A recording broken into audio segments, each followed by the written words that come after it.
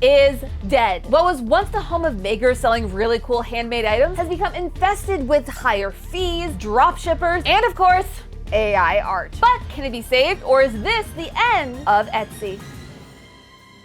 Hello Internet, welcome to Style Theory, the show that's handmade just for you. Now, speaking of handmade, we have to talk about Etsy. You know, the store that sells everything from handmade friendship bracelets to hand-pressed flowers and, you know, very pretty hand-painted dice. What? I don't have a problem? You have a problem! Now, even if you don't frequent Etsy, you've probably heard some of the tea. Etsy's been, how do I put this? It's been going through a hard time. Back during the pandemic, Etsy was king. Its stock prices soared, and it was every crafter's favorite craft store to sell their stuff. But ever since that high, Etsy has taken a massive tumble. In 2023, Etsy laid off around 11% of its workforce, and just a few months later, a questionable group of investors came in and bought up 13% of the company, with the goal of turning things around ASAP. Listen, I don't care if Etsy's big executive dudes get their goal. They'll be fine. But as a lover of art and a crafter myself, I am really concerned about the little guys. You know, the artists, the makers, and of course, the customers. These are the people getting screwed over by Etsy trying to recoup its losses. Etsy's main concern is think of the shareholders.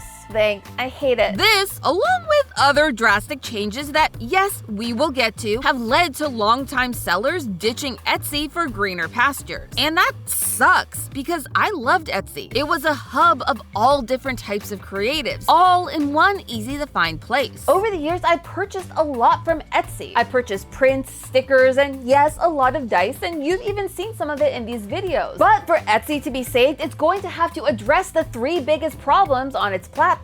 Or die trying. If there's one thing that sellers on Etsy have been the most vocal about, it's problem number 1. The fees! The fees! The fees! I mean, pricing out the core users of your platform is a very bold strategy, Etsy. How's it working? Listen, unless Etsy's executives are planning to learn to embroider pillows anytime soon, it seems like keeping your sellers happy should be your number 1 priority. But hey, maybe me and all of the other thousands of artists on Etsy are wrong. Maybe we are just being dramatic. Maybe these fees really aren't so bad. So let's review. Before you can start selling your art prints or custom bookbindings over on Etsy, you have to pay their one-time setup fee, which, when I tried it for myself for this episode, came out to $29. Okay, I'll admit that's not too bad. But once your store's up and running, you're gonna want to start filling that store with, you know, items to sell, right? Well, there's a fee for that. Etsy charges a listing fee of 20 cents per item that you put up in your store. But then, if you actually do sell that item, you are charged that listing fee again. Yes, again, to restock that item. What is this, Amazon? But that's not all. After 4 months, if you have not sold that product but you want to keep it available in your store, you have to pay that listing fee again.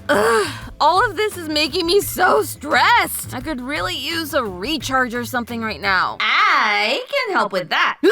A monster! I'm not a monster. I'm a mask that's about to change your life. Thanks to our sponsor, Amiro. What is it? I'm so glad you asked. While it may look like something straight out of Silence of the Lambs or Star Trek, the Amiro 5-in-1 LED therapy mask is actually all about giving your skin a spa-level treatment at home. Whether you're dealing with acne or signs of aging, this mask is built to take your skin from drab to fab. Wait, how can it do that? Let me show you by entering the LED zone. Unlike most light treatment masks, which just use one type of light, Amiro uses 5 layers of light to target every part of your skin and give you the best results. If you're suffering from acne, the yellow light will help take away that redness and scarring, while the red and blue lights will help with inflammation. Oh, I could definitely use that. Duh, we all could. Skin maintenance is hard, or it was until now. Amiro's mask covers your full face to distribute the light evenly and effectively. Plus, its mirrored interior helps you hit those hard-to-reach spots, like the corners of your nose. But it looks really scary. Won't that light hurt my eyes or something? Nope. With Amiro's goggle design, your eyes stay protected, and the mask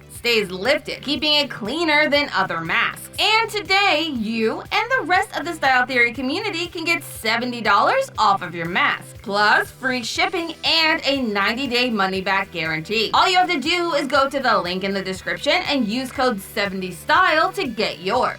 Wait, I don't get to keep that one? No, this one is mine. Bye! Well, I guess I better click the link in the description and use code 70STYLE to get one before they're gone. Thanks again, Amira. But not even a spa treatment can make what's about to happen next any less rage-inducing. Etsy's most notorious fee is its transaction fee, which takes 6.5% off every sale. Yikes. And this fee is only going up. When Etsy first launched back in 2005, there was no fee, but Etsy had to make money somehow. So they quickly instituted a 3.5% transaction fee. And that was the standard for years, until 2018 when they raised that rate to 5%. And then they raised it again in 2022 to the 6.5% that we have today.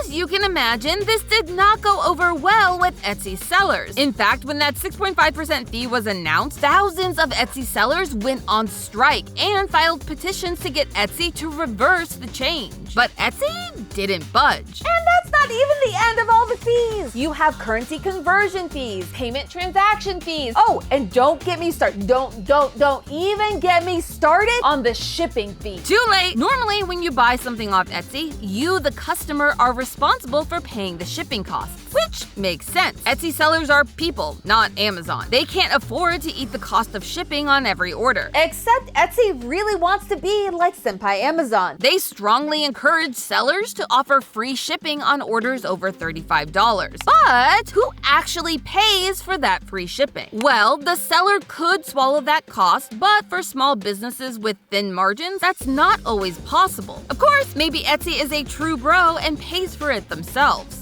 Don't make me laugh. Instead, they tell sellers to just raise your prices.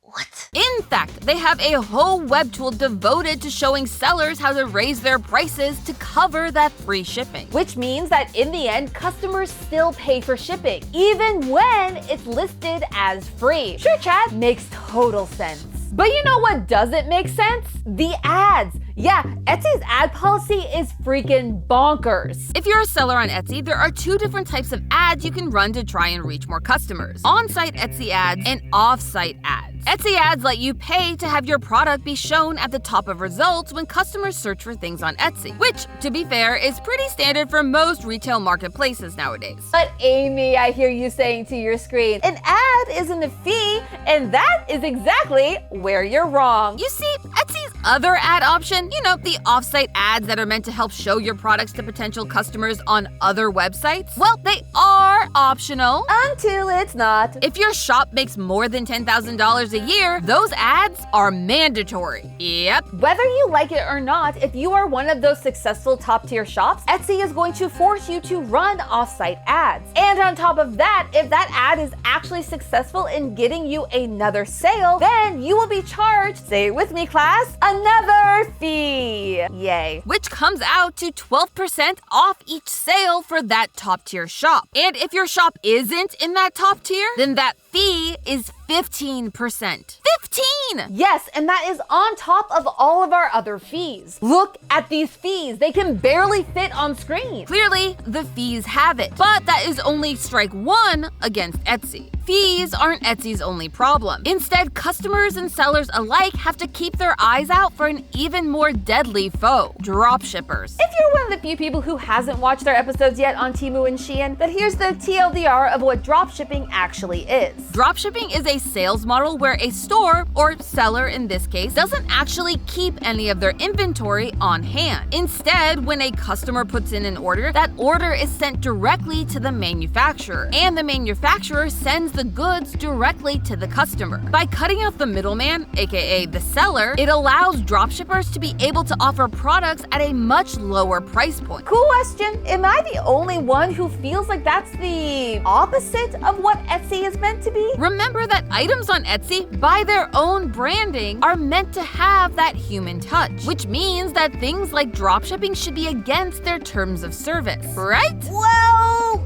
Maybe, kind of, depending on how you read it. You see, according to Etsy's rules, everything listed for sale on Etsy must be made, designed, hand-picked, or sourced by you. And that leaves a lot of gray area for people to widen out. Technically, the rules don't require an item to be handmade or made by you at all. For example, let's say you make a really cool design to put on some t-shirts. You can then outsource the printing and shipping of those t-shirts to a third party. Technically, this is a form of dropshipping called print on demand. But not only is it a pretty standard practice in the fashion industry, you still made and own that design. You just outsource parts of the process, which is all above board according to Etsy. And when you look a little bit closer at those rules, you may notice the word that I noticed: sourced. Once again, it's a measure of technicalities. Technically, a dropshipper is sourcing the item that they're selling to you. And technically, by doing that, they are not breaking any of Etsy's rules. Technically. Ugh, God, I'm starting to hate that word. But this trend of dropshipping has led to bigger problems than just flooding searches with endless identical items. It's led sellers to a life of crime. While it's not necessarily hard to get a commercial license to use someone else's design, many people don't want to take the time or the money to do it legally. Art theft on Etsy is rampant, especially among dropshippers. I mean, take a look at this Etsy store with over 250,000 sales. At first glance, it seems like any ordinary store. However, the closer you look, the more things start to look a little bit sus. First off, look at the sheer variety of the designs. There's a watercolor-inspired hippie van, a 3D-looking shark, and a military boot design thing. I don't personally get the appeal of this one, but then not all art is made for me, and that is okay. But that's not the point here. Now sure, it's possible that this is an artist who happens to be super talented in multiple different art styles. But it's not likely. In fact, it's just not true. When I did a reverse image search on these, they came back being sold on dozens of other sites, including other Etsy stores. Now, there's a lot of issues around selling stuff that has IPs that you don't own that we don't have time for today. You can actually watch this video right here if you want to learn more about that specifically. However, when it comes to selling things with art that's made by other artists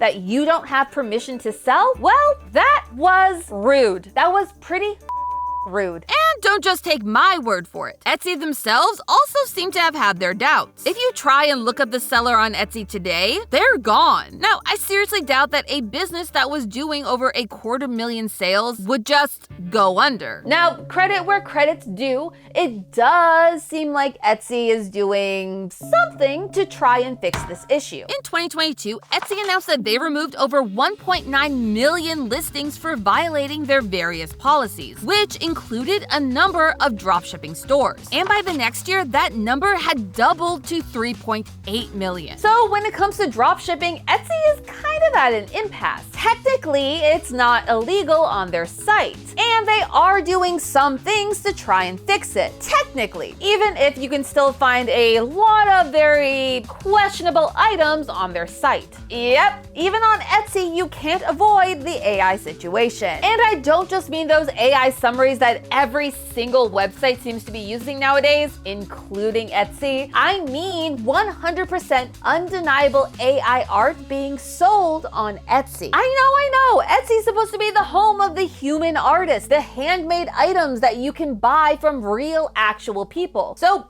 obviously, AI use has to be against the terms and service of Etsy, right? Wrong. Etsy has come out and publicly said that selling AI art on their site is a-okay. Completely fair, not a problem. So much for keeping commerce human, right, Etsy? This means that anyone could use an AI image generator to make a picture and then turn around and sell it on Etsy with no issues. Heck, you could sell a digital download of that AI-generated image for someone else to print at home and still be well within the rules according to Etsy. Now, to be fair, there are some rules to selling AI-generated art on Etsy, but those rules really just come down to don't break our other rules. No nudity, no AI prompts, no IP thefts, which is already a murky area where AI is concerned. But apparently that doesn't bother Etsy. As long as you disclose in your listing that the thing is AI generated, then Etsy's like, yeah, A-okay, sell away. And it's not just disappointing, it's